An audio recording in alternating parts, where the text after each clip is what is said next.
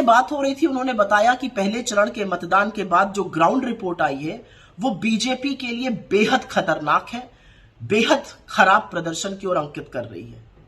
उस सूत्र से अभी बात चल ही रही थी, तब तक मोदी जी का एक ट्वीट आया जिसमें वो कहते हैं बड़ा उत्साहवर्धन प्रदर्शन रहा है। ठप्पा लग गया इस बात पर कि पहला चरण वॉश आउट है बीजेपी के लिए। अब सुनने में आ रहा है कि नरेंद्र मोदी जी की, अमित शाह जी की और नड्डा जी की कोई देर रात मीटिंग होने वाली है, कोई नई रणनीति पर चर्चा होगी। खैर, याद रहे आज 21 राज्यों की 102 सीटों पर मतदान हुआ और इंडिया गठबंधन बीजेपी से कहीं ज्यादा आगे है। तमिलनाडु, महाराष्ट्र, राजस्थान, बिहार, यहां की उत्तर प्रदेश तक में जबरदस्त प्रदर्शन हुआ है।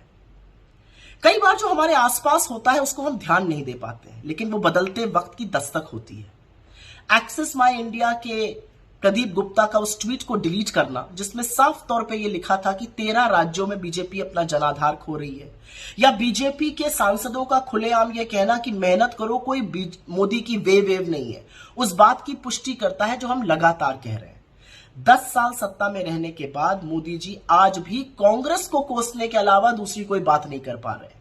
कोई ऐसी बड़ी उपलब्धि नहीं है जो गिनाए, कोई ऐसा काम नहीं किया है जिस पर चर्चा करें, ना आगे की कोई रणनीति है।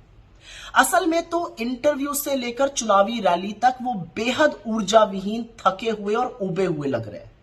कभी कभी तो उनको देखकर ऐसा लगता है कि उम्र का तकाजा हो, ऐसा लगता है कि जैसे किसी बूढ़े आदमी को जबरदस्ती ठेला जा रहा हो। ना रैलियों में तालियां बज रही हैं, ना इंटरव्यू से कोई बड़ी सुर्खी, बड़ी हेडलाइन निकल रही है जो नैरेटिव सेट कर पाए, वही घिसी पिटी बातें।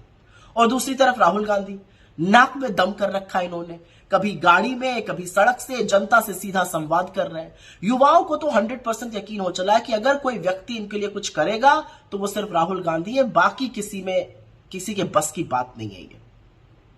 कांग्रेस के बेरोजगारी, महंगाई और गरीबी खत्म करने के प्लान पर लोगों का विश्वास हो चला है। लोग ये भी समझ लग गए हैं कि संविधान के साथ खिलवाड़ करने के कितने भयावह परिणाम होंगे और उनकी जिंदगी पर इसका क्या असर पड़ेगा। तो ये जो जनता है ना, ये जो पब्लिक है, ये सब समझती है, जानती है, बूझती है, चुप रहती है और समय आने पर बड़ा बदलाव करती है।